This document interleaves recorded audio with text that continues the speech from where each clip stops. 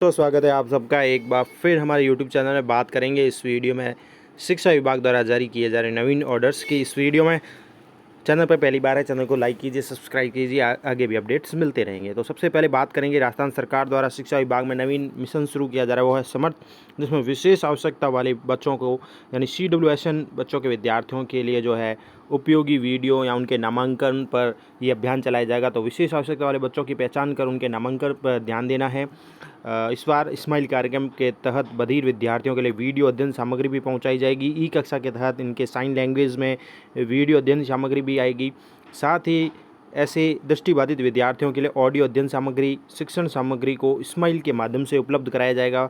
और आओ घर में सीखे 2.0 कार्यक्रम के अंदर वर्कशीट भी इन बच्चों को पहुंचाई जाएगी। ऐसे में इन विद्यार्थियों के लिए ऑफलाइन सामग्री का भी वितरण रहेगा। तो CWSN विद्यार्थियों की पहचान करनी है विद्यालय स्तर पर मिशन समर्थ के रूप में। इसके जो ऑर्डर भी जारी हो रखे हैं वो भी हम बात करेंगे इस वीडियो में। तो आज दिनांक 16 जून को विशेष आवश्यकता वाले बालक बालिकाओं की पहचान, इनके नामांकन अभिवृद्धि के संबंध में भी ऑर्डर राजस्थान स्कूल शिक्षा परिषद ने जारी किया है, जिसमें बताया गया है कि इस वर्ष प्रदेश के विशेष आवश्यकता वाले बालक बालिकाओं की पहचान करके उन्हें शिक्षा की मुख्य धारा से जोड़ना है। इसके लिए विशेष अभियान चलाया जाएगा और विद्यार्थियों की पहचान करके इनकी औपचारिक शिक्षा से जोड़ने की सर्वोच्च प्राथमिकता से कार्य किया जाएगा। जैसा कि मैंने अभी आपको बताया, जिसका नाम मिशन समर्थ रखा गया है। इन विद्यार्थियों के लिए राजस्थान सरकार शिक्षा विभाग द्वारा संचालित विभिन्न प्रोत्साहन लाभकारी योजनाओं से अभिभावकों को भी अवगत कराया जाएगा। अभिभावकों को शिक्षा की मुख्य धारा से जो वंचित इन विद्यार्थियों की पहचान कर इनके नामांकन बढ़ाना जरूरी है। इनका नामांकन बढ़ाया जाएगा। पूर्व से मुख्य धारा में जुड़े अध्ययनरत विशेष आवश्यकता वाले बालक बालिका यानी CWSN के अभिभावकों को उनके अध्ययन व सुविधा हेतु राज्य सरकार व शिक्षा विभाग द्वारा चलाई जा रहे कार्यक्रम व प्रोत्साहन योजनाओं से अवगत कराया जाएगा। इसके साथ ही प्रदेश के कोने कोने गांव ढाणी में प्रारंभिक माध्यमिक शिक्षा के जो भी अधिकारी व कार्मिक हैं और शिक्षा की अलग जगाने का संवाद कार्य कई वर्षों से संचालित कर रहे हैं और किया भी जा रहा है। इस वर्ष कोविड महामारी के विषम परिस्थितियों में शिक्षा के क्षेत्र में कार्य किया जाना एक चुनौतीपूर्ण कार्य है। अतः विशेष आवश्यकता वाले बालक बालिकाओं की पहचान कर उनका नामांकन बढ़ाने के लिए कोविड के संबंध में राज्य सरकार द्वारा जारी की गई एडवाइजरी गाइडलाइन की पूर्ण पालना करते हुए शिक्षा विभाग के अधिकारी व कार्मिकों द्वारा इन विद्यार्थियों के अभिभावकों से जैसे भी स्थिति अनुकूल हो संपर्क करेंगे और इनको अध्ययन की निरंतरता, नवीन प्रवेश के लिए शिक्षा से वंचित ऐसे विद्यार्थियों को जोड़ने के लिए संवाद स्थापित करते हुए विद्यार्थियों को शिक्षा व्यवस्था की जानकारी देंगे और अपने इनके अभिभावकों को भी राज्य सरकार द्वारा इन विद्यार्थियों के लिए चलाई जा रही लाभकारी प्रोत्साहन योजनाओं के समय अवगत कराएंगे, ताकि विशेष नामांकन अभिवृद्धि जो है अभियान संचालित किया जा रहा है समर्थ, वो सफल हो सके। साथ ही गत वर्ष इन विशेष आवश्यकता वाले बालक बालिकाओं को ऑनलाइन शिक्षण व्यवस्था के लिए किए गए प्रयास फीडबैक के साथ इस वर्ष प्रभावी ऑनलाइन शिक्षण व्यवस्था से भी परिचित कराएंगे।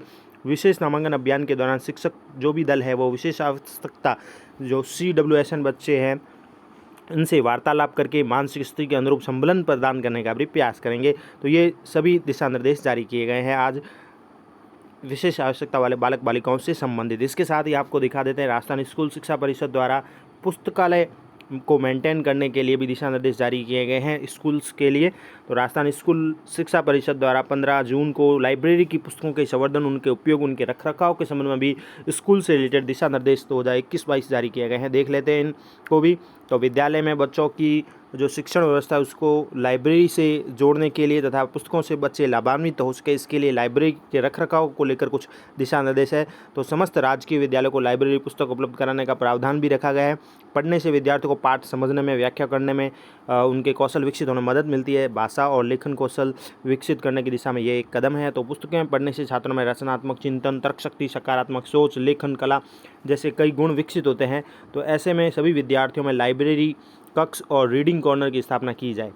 सबसे इम्पोर्टेंट है कि लाइब्रेरी के प्रभावी संचालन, इसको जीवित बनाए रखने के लिए आवश्यक है कि पुस्तकों का रखरखाव, लाइब्रेरी कक्ष को अधिक सुविधाजनक उपयोगी बनाने के लिए निम्न अनुसार कार्रवाई की जानी है।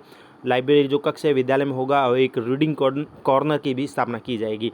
सबसे इम्पोर्टेंट पॉइंट है कि पुस्तकालय बच्चों की आकर्षक, अनुकूल, रंगीन, जीवंत होना चाहिए, जिसमें जो प्रदर्शित अलमारियां हैं, पिनअप बोर्ड है, स्टॉक रूम है, बच्चों के अनुकूल घटक जैसे गतिविधि कॉर्नर, कविता कॉर्नर, डिस्प्ले बोर्ड, लोक कहानी इत्यादि को पुस्तकालय के लिए किताबें, अन्य पढ़ने योग्य सामग्री होने चाहिए। जो बच्चे पढ़ते हैं वे अक्सर बेहतर पाठक बन जाते हैं, जिससे स्कूल और जीवन के अन्य क्षेत्रों में सफलता मिलती है। ऐसे में पुस्तकालय में पर्याप्त व्यवस्था होनी चाहिए, विशेष आवश्यकता वाले बच्चों की पहुँच भी होनी चाहिए, किताब के भीतर अलमारी में बुलबुल, कोयल, मैना श्रृंखला व्यवस्थित रूप से प्रदर्शित होनी चाहिए। बुक है, जो बुक सेल्फ है, डिस्प्ले बोर्ड है, डिस्प्ले स्टैंड भी उपलब्ध होना चाहिए।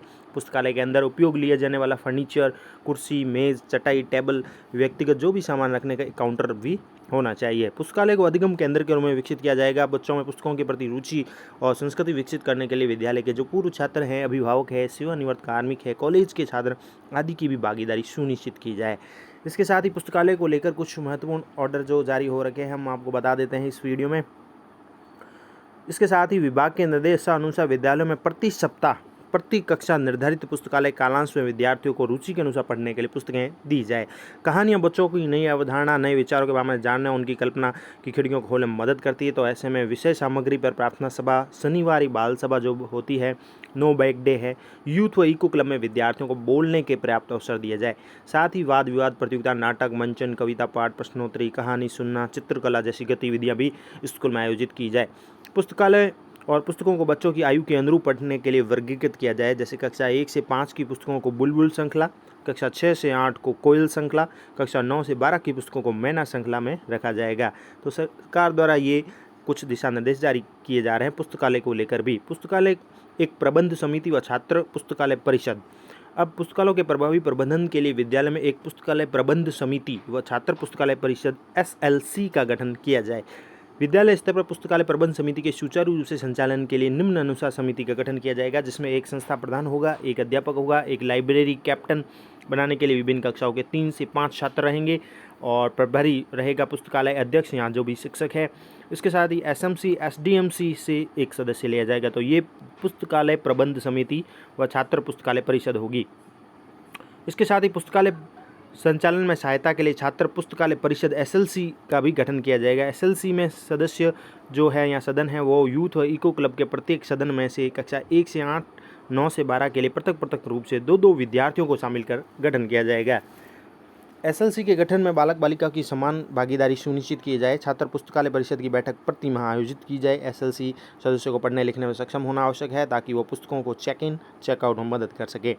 तो इस प्रकार से विद्यालय में पुस्तकालय प्रबंध समिति और छात्र पुस्तकालय परिषद का भी गठन करना है। इसके साथ ही पुस्तकालय प्रभारी की नियुक्ति और पुस्तकालय का संचालन करने की जिम्मेदारी। पुस्तकालय के नियमित प्रभावी संचालन के संस्था प्रधान द्वारा एक लाइब्रेरियन नहीं होने की स्थिति में अपने शिक्षकों में से किसी एक शिक्षक को है तो पुस्तकालय प्रभारी की नियुक्ति भी की जाएगी। पुस्तकालय प्रभारी के रूप में प्रभारी शिक्षक को पुस्तकालय की अतिरिक्त जिम्मेदारी दी जाएगी। जो निर्देशालय प्रारंभिक शिक्षा बीकानेर द्वारा पुस्तकालय तो निर्धारित कालांश में विद्यार्थियों द्वारा पुस्तकालय का उपयोग किया जाएगा। विद्यालय में शिक्षक व्यवस्था संबंधी कालांशों में भी विद्यार्थियों को रुचिकर पुस्तकें उपलब्ध करवाई जाए।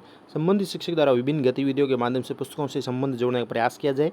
CLC का गठन कर विद्यालयों में छात्रों का पुस्तकालय संचालन में सहयोग लिया जाए। इसके साथ ही कुछ और पॉइंट भी है जो हम देख लेते हैं पुस्तकालय के रूप में। पुस्तकें बच्चों के उपयोग से कट फट सकती है, अतः पुस्तकों की सुरक्षा के नाम पर विद्यार्थियों को पुस्तकालय के उपयोग से वंचित नहीं किया जाए। बुक सेल्फ है, पुस्तकों को पुस्तकालय भंडार पंजिका, पुस्तक परिगणन पंजिका, एक्सेक्शन रजिस्टर में संधारित किया जाए। लाइब्रेरी कक्ष में पुस्तकों, पत्र पत्रिकाएँ का स्टॉक रजिस्टर, एक इश्यू रजिस्टर भी होना जरूरी है। पुस्तकों के लेन देन का विवरण जो भी है, जो पुस्तक एक निर्गम पंजिका हो जाएगी, जो इश्यू रजिस्टर उसमें संधारित किया जाए। रीडिंग कॉर्नर की स्थापना। अब साथ में एक रीडिंग कॉर्नर जो पुस्तकालय से अलग कक्षा का ही एक हिस्सा है। रीडिंग कॉर्नर एक पुस्तकालय से अलग कक्षा का ही एक हिस्सा जहाँ किताबें बच्चों को आसानी से उपलब्ध हो सके। रीडिंग कॉर्नर बच्चों को स्वतंत्र रूप से पढ़ने के साथ साथ समूह में पढ़ने की गतिविधियों में संलग्न होने से अवसर प्रदान करते हैं और ये आकर्षक ढंग से प्रदर्शित पुस्तकों की एक श्रृंखला से पुस्तकों की पसंद के साथ साथ कक्षा में बच्चों को गतिशीलता की स्वतंत्रता की अनुमति देते हैं। तो एक रीडिंग कॉर्नर की स्थापना करना है। रीडिंग कॉर्नर को विकसित करने के लिए निम्नलिखित बातों का ध्यान में रखना है। जैसे लाइब्रेरी का फोकस बच्चों के काम को सार्थक तरीके से प्रदर्शित करने पर होना चाहिए। सबसे इम्पोर्टेंट कि रीडिंग कॉर्नर में बनाने के लिए पुस्तकों को रखने और प्रदर्शित करने के लिए जगह को चिन्हित करना है। कक्षा में उपयुक्त प्रकाश की व्यवस्था हो, पढ़ने लिखने के लिए अनुकूल स्थान का चयन करना है। पुस्तकों को विभिन्न तरीकों से प्रदर्शित करना है उस कॉर्नर में। यदि किसी शेल्फ का उपयोग किया जाता है तो शिक्षक को सुनिश्चित करें कि वह बच्चों की पहुंच में हो। गतिविधियों और सीखने के कार्यों में भागीदारी होनी चाहिए। कक्षा में मॉनिटर को रीडिंग कॉर्नर में पुस्तकों को बनाए रखने की जिम्मेदारी दी जाए और यथासमय पुस्तकों को रोटेशन की व्यवस्था की जाए, जिससे विद्यार्थी अधिक रुचिकर पुस्तकों से लाभान्वित हो सके। स्कूल में पढ़ने की संस्कृति को बढ़ावा देना छात्रों को रुचि लेने का एक शानदार तरीका है, पढ़ने के लिए प्रेरित करता है। अब है पुस्तक भंडार पंजिका का संधारण। पुस्तकों की प्राप्ति एक भंडार पंजिका में संधारित की जाए। इसके अतिरिक्त एक वितरण पंजिका भी बनाई जाए जिसमें तिथिवार पुस्तकों का विद्यार्थियों का हस्तांतरण व विद्यार्थिवार खातों में पुस्तकों का हस्तांतरण अंकित किया जाए। पुस्तकालय प्रभारी प्रत्येक विद्यार्थी को माह में 2 बार पुस्तक जारी करना सुनिश्चित करें व इसका रिकॉर्ड संधारित करें। पुस्तकों का कैटलॉग विषयवार बनाया जाए, इसकी जानकारी विद्यार्थियों को दी जाए जिससे कि वे अपनी पसंद की विषय की पुस्तक प्राप्त कर सकें। तो ये सभी ज़रूरी इम्पोर्टेंट पुस्तकों से रिलेटेड आपके नोटिफिकेशन है। और सबसे एंड में आपको एक और नोटिफिकेशन दे सकता हूँ मैं, लास्ट पॉइंट है नंबर 4, UDICE पर सूचना अपलोड करने हेतु विद्यालय पुस्तकालयों की जो पुस्तकालयों की पुस्तकों का संपूर्ण रिकॉर्ड नियमित रूप से संधारित किया जाना सुनिश्चित करें, क्योंकि UDICE पर पुस्तकालय लाइब्रेरी से रिलेटेड रिकॉर्ड भी मांगा जाता है, तो इसको संधारित करना आवश्यक है मॉनिटरिंग के लिए। संकुल केंद्र प्रभारी CRC, मुख्य ब्लॉक शिक्षा अधिकारी, अतिरिक्त जिला परियोजना समन्वयक, मुख्य ब्लॉक शिक्षा अधिकारी, डाइट प्राचार्य के साथ ब्लॉक जिला स्तर समस्त जिला शिक्षा जो अधिकारी है इसका मॉनिटरिंग करना सुनिश्चित करेंगे।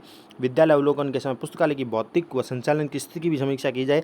कोविड की वैश्विक महामारी को ध्यान में रखते हुए शिक्षा की वैकल्पिक व्यवस्थाओं, आओ घर से सीखें, स्माइल 2 आदि के साथ साथ पुस्तकालयों की पुस्तकों को विद्यार्थियों को चेक इन और चेकआउट करते हुए रिकॉर्ड को भी संधारित किया जाए। तो ये महत्वपूर्ण दिशा निर्देश है हमारे पुस्तकालय को लेकर, साथ ही CWSN विद्यार्थियों को किस प्रकार से नामांकन वृद्धि करना है, ये सभी ऑर्डर आप सभी के लिए और महत्वपूर्ण जानकारी इस वीडियो में। Thank you. वीडियो अच्छा लगे तो लाइक करें, पहली बार है सब्सक्राइब करें, आगे भी अपडेट्स मिलते रहेंगे।